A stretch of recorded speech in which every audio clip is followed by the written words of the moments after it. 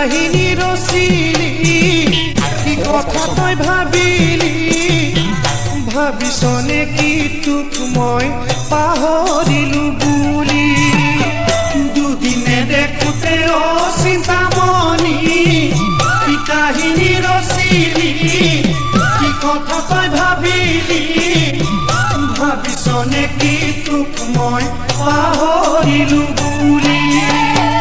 আছিলো দূৰণি তোৰ পৰা মই আঁতৰি দিবিনে মোক সঁচা মৰম হিয়া উজাৰি দিবিনে মোক সঁচা